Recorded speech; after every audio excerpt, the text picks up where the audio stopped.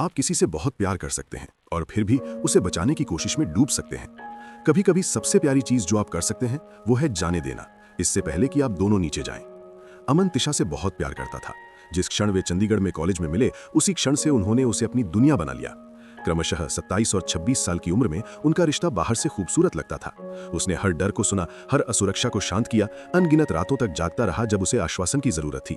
पहले तो यह भक्ति जैसा लगा, जैसे कि लोगों ने किस तरह के प्यार के बारे में लिखा, लेकिन धीरे धीरे अदृश्य रूप से प्यार भारी पड़ गया। तिशा हर चीज के लिए अमन पर निर्भर थी। सत्यापन, निर्णय, भावनात्मक स्थिरता, पहचान, हर बुरे दिन को ठीक करना उनकी जिम्मेदारी बन गई। रोकथाम न करने के कारण हर असुरक्षा उसकी गलती बन गई। प्रत्येक उपलब्धि के लिए उसके तत्काल उत्सव की आवश्यकता होती थी, अन्यथा उसे ये निरर्थक लगता था। यदि उसे स्थान की आवश्यकता होती तो वो परित्यक्त महसूस करती। अगर वो दोस्तों के साथ समय बिताता तो वो चिंता में पड़ जाती। यदि उसने संदेशों का तुरंत जवाब नहीं दिया तो उसने सबसे बुरा मान लिया कि उसने परवाह करना बंद कर दिया है, कि वो दूर जा रहा है, कि वो उसे खो रही है। उसकी परेशानी से बचने के लिए अमन ने दोस्तों से मिलना बंद कर दिया, ऐसे शौक पूरे करना बंद कर दिया जिससे उसका ध्यान भटक गया। उसका जीवन धीरे धीरे उसकी भावनात्मक जरूरतों के आकार तक सिकुड़ गया। छोटा और छोटा होता गया जब तक कि उसने मुश्किल से खुद को नहीं पहचाना। जब भी उसने थकावट व्यक्त करने की कोशिश की, सावधानीपूर्वक धीरे से उसकी प्रतिक्रिया के बारे में चिंतित होकर तिशा रो पड़ी। तो मैं अब बोझ हूं? वो आंसुओं के माध्यम से भेद्यता को हथियार बनाकर पूछती थी। तुम मुझसे थक गए हो? अपराध बोध उन्हें एक साथ जोड़े रखने वाला गोंद बन गया। प्यार नहीं करता, आनंद नहीं, बस किसी और के संपूर्ण भावनात्मक अस्तित्व के लिए जिम्मेदारी का कुचलने वाला भार।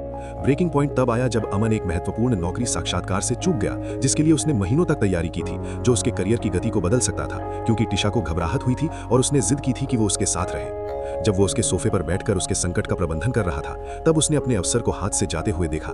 उसे कुछ दर्दनाक और स्पष्ट करने वाली बात का एहसास हुआ। प्यार को आपकी पहचान की कीमत नहीं चुकानी चाहिए। किसी की परवाह करने का मतलब खुद को मिटाना नहीं होना चाहिए। वो जीवन रक्षक प्रणाली बन जाएगा, भागीदार नहीं, और वो अन्योन्याश्रित की बजाय आश्रित हो गई।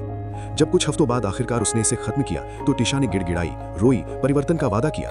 वो थेरेपी के लिए जाएगी, वो खुद पर काम करेगी, वो अलग होगी।